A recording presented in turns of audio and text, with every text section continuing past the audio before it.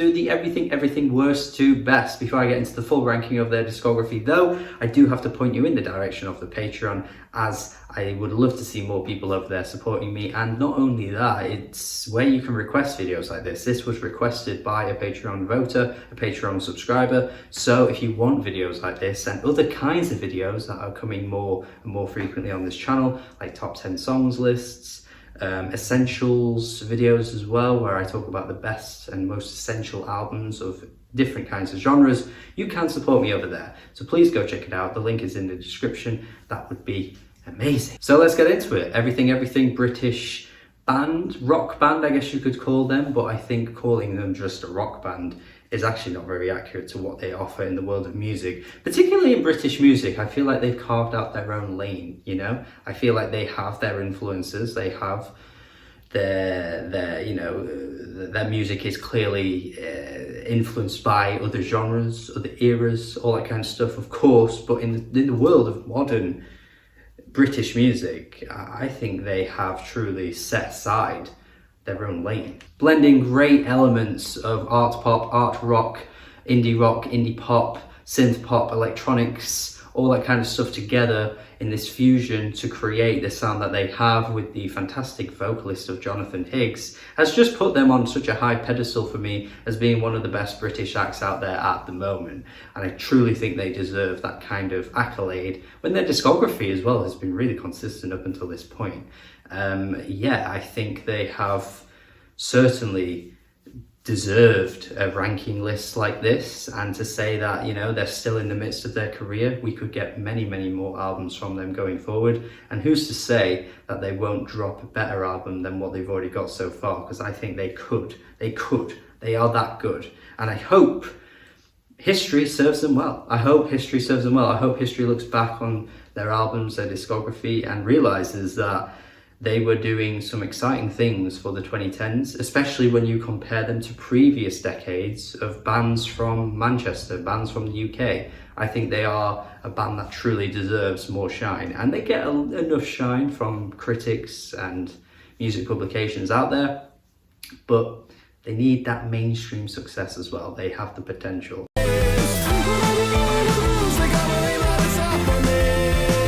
Right, we're straight in there though with the 6th worst or 6th best album in their discography, depending on how you want to look at it. If you're a glass half empty, glass half full kind of person, you pick either or.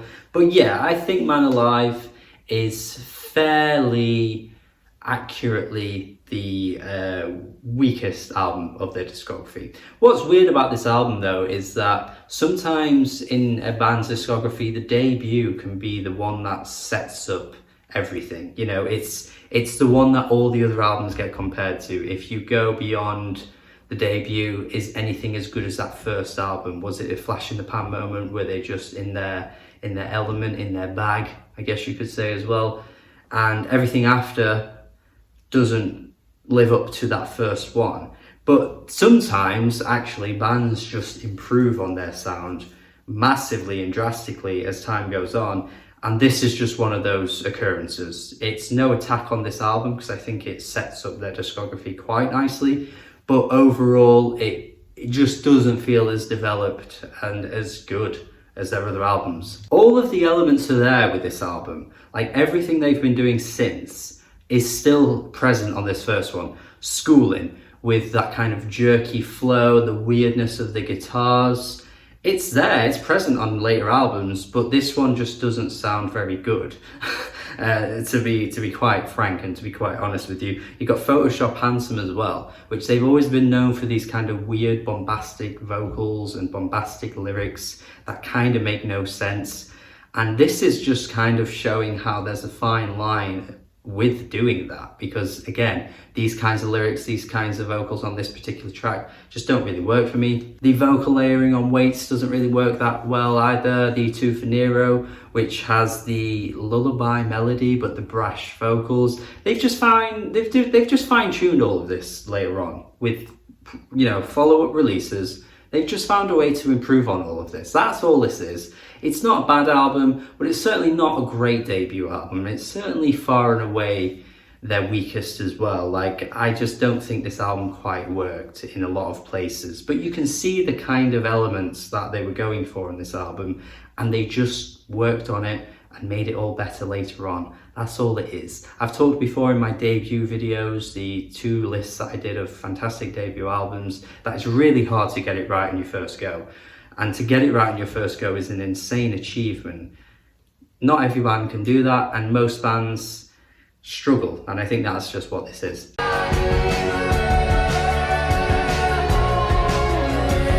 Now, number 5, we have a little bit of a revision. Revisionism is going to go on here. We have Reanimator. We're revising our original thoughts. Maybe it was the time it was released. Maybe I was just in those COVID days and a bit harsher, I don't know. Maybe it was the fact that I couldn't get a haircut. My haircut doesn't look very good in that review. I don't know. Who knows? But I have changed my general thoughts on this album a little bit, not massively, a little bit, over time. I've gone back to this recently. I have realised that actually it's actually quite good. It's quite decent. It's all right. I think there are some really high standouts, and I think quite a few of the tracks on this album don't live up to those great moments. I think The Archer is a really good song. I think Lord of the Trapdoor is fantastic, actually. The guitars sound sublime on this one, and the vocals as well are delightful. And then you've got the track Violent Sun, which has that fantastic drum beat across the track as well. The final closing track, really epic ending to the album. So yeah, these tracks are fantastic. Like, these are really good. It's just kind of like everything in the midst of the album that doesn't always land. I'm not the biggest fan of Planets.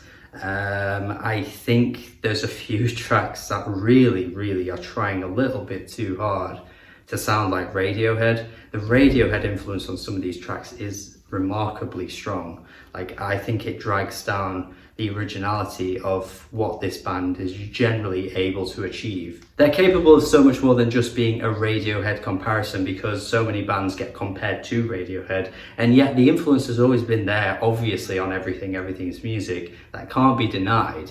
But when they're stepping into that territory of almost sounding exactly like Radiohead, it's just really putting me off. You know, It Was a Monstering being the best example of that. I just don't think this band is lacking in ideas to the point where they have to sound almost like identical to someone else. So yeah, it's just a few things like that with this album. It doesn't always quite stick the landing, and it doesn't always feel as original as what they've given us before, but those highlights are really strong. And overall, like I say, it's grown on me. I'm not as harsh on it now. I think it's decent.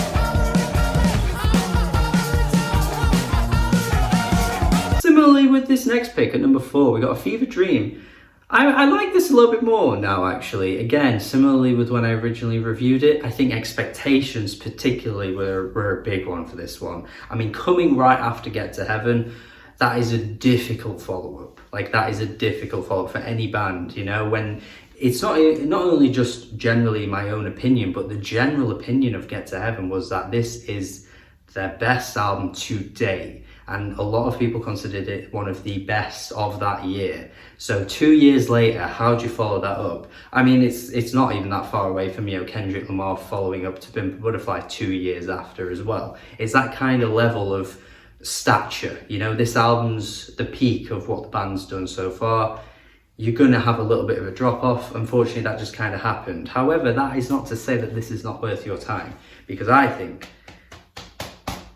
tracks like A Night of the Long Knives, my friends, all my days, they are shooting for something huge on this track. The vocals sound fantastic. There's this epic, grandiose feel to the song. The vocal layering of A Fever Dream is stunning. The tranquil singing of Run the Numbers as well sounds really stunning as well.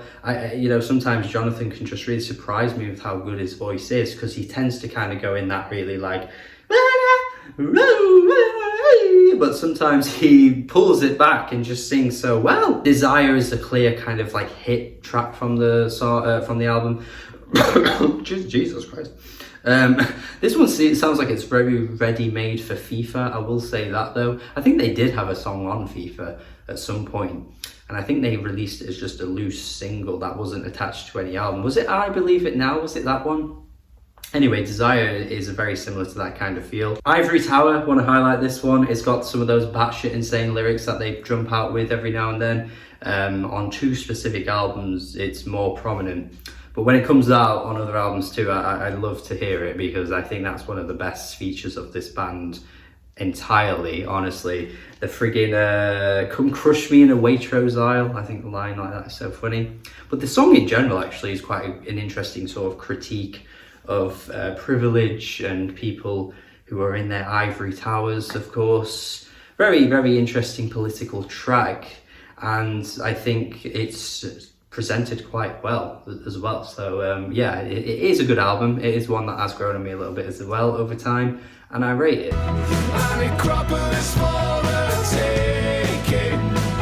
This, to me, is probably their most underrated album, right? I mean, I don't know if that's the right word to use, because I don't know that many people that are that passionate about the band, and I've never really seen any sort of like rankings from other people out there. I mean, they have a big fan base, but just in the circles that I'm surrounded by, I don't really know where this one ranks for them. But I don't see it get talked about that much either, so I'm just going to go of the opinion that Arc is their most underappreciated one. Probably because it's early in their discography and their first couple don't get talked about as much as Get to Heaven, obviously for perhaps obvious reasons.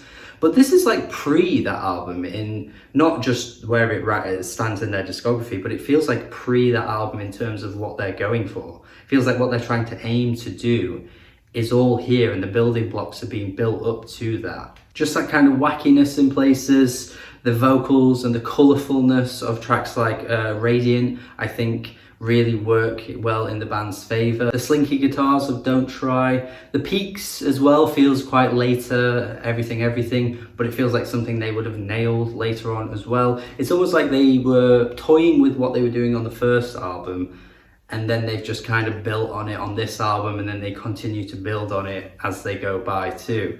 Duet is an excellent track, and the excellent use of orchestral elements are fantastic, and actually they've even cited this track as being their own version of like an Eleanor Rigby by the Beatles. And when you listen to Eleanor Rigby and then you listen to the song right after, yeah, you hear that influence for sure. Yeah, it's a really good album, and like I say, I think in terms of their discography, this for me is like top 3 for sure. I think this is almost as good as the next 2, and an easily favourable candidate of being a really strong album for the year it came out too. It's just not quite on the level of the next 2 though, but you'll understand why, because the next 2 are just like on another level.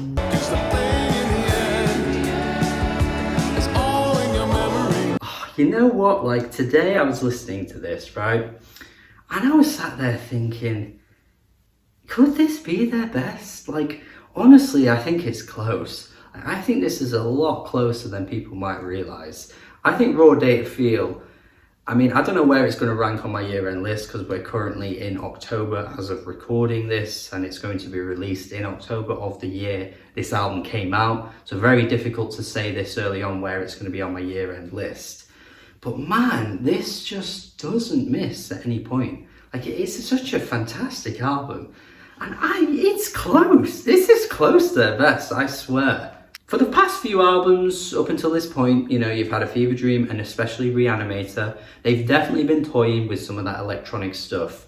And this is the sign of things to come. Because while they were toying with it on the Reanimator, it didn't really stick the landing on every track. And I think we're in 2022 now, and this is their most recent album, and it seems like this is where they're going. This was the perfect way to sort of freshen their sound up, because A Fever Dream and Reanimator, as decent as they are, just felt like it was starting to get a bit stale and they weren't quite nailing the styles that they were going for. Whereas this, when you immediately hit Teletype, the opening track, they're embracing the electronics, and it just feels like they've shapened up their sound and into something slightly different, and it feels so fresh and different and unique. And it's why it could be a bit of a risk doing this worst to best now, because in context of where their discography could take us going forward, we could have some completely new ideas going on with the next release, whenever it is to come out. But my God, the choruses and the hooks on this album are so fantastic. Jesus Christ, I Want to Love Like This, Pizza Boy with the absurd lyrics as well, Bad Friday. Like, these choruses are so catchy and sticky, some of their best of their career. They did create this AI figure called Kevin, who contributed to like 5% of the lyrics on this album. It really comes through in the best kinds of ways though. But time is fun when you're having flies, or whatever the hell he says on the track Pizza Boy. There's lines like this that prop up all over the album that are just so batshit weird. And it just makes so much sense for this band, because across their discography, they've always had those sort of odd isms about them. And it just adds to the character so much of this band. And it's such a clever thing to do. It's things like this that make me think like this is actually really close to being their best. Leviathan is emotive as hell, an absolute stunner in terms of the performance that Jonathan is giving us. One of his best. Again, this is what I mean. There's so many tracks on this album that are like up there with some of their best ever. Jennifer, the life-affirming track that this is. Oh my days, the pain in his vocals as well on the chorus are not to be forgotten about either. I mean, the general theme of this album, generally anyway, is kind of dealing with trauma through the use of technology and how technology can sort of support, you know, mental health issues in ways that probably don't always work for the best and that kind of thing. I think the track like Jennifer captures that really well. You've got Cut Up, which is such a groovy, fun track towards the end of the album. My Computer, again, the chorus is super fun. Everything about this album towards the end just keeps up, and the rhythms and the grooves keep going right up until the final moments. So yeah, it's such a great album. Honestly, such a great album. And yeah, like I say, this is very close to being their best. It just is pipped by something slightly better right at the finish line. But when I look back at my worst to bests over the years, all the ones I've done so far, I think this might be one of the closest top twos, because usually I have one that I'm just like, yeah, that is the best album by this particular artist. This one, I think as time passes, this could be closer. And it already is bloody close, but Raw Data Feel is brilliant. Take me to the distant past. I want to go back. And we're at number one. I mean, once you hit number two of any of these kinds of worst to best rankings, you're basically in the know of what's going to be number one. And it's no real surprise either. Get to Heaven was what started this band's trajectory, really. It was the one that put them on a map, that gave them so much credibility amongst the critics, amongst new fans, amongst art pop, art rock fans.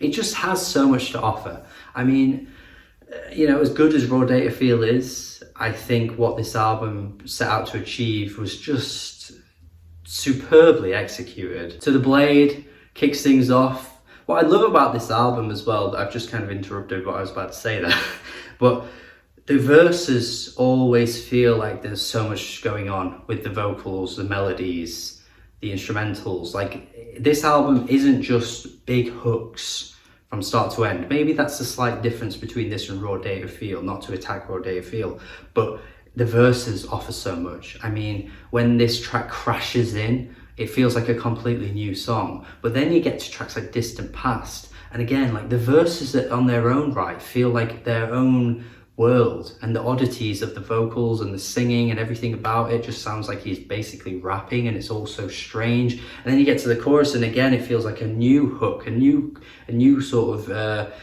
earworm of a song in its own right. And that's the great thing about this album. Regret as well. Oh my god, there isn't a day that goes by where if I hear the word regret in that day, my brain automatically just goes regret, regret, and depending on who I'm around, I may just sing that out loud anyway. Hell, even if I'm around like anyone, I might just sing it. If I'm teaching and I've got a class of kids and someone says regret, you better believe I'm about to sing that shit. It's so catchy. Get to Heaven is so colourful as well. This is one of the best words you can use about this band's general discography, honestly.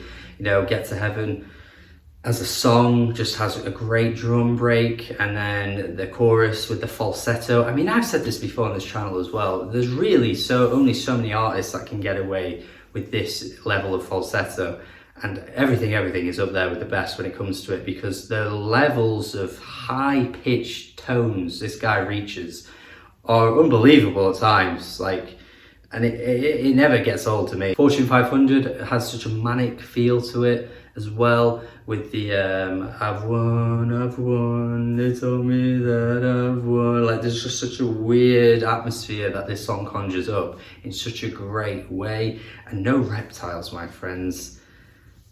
What the hell is he on about? I just don't know. I just don't know.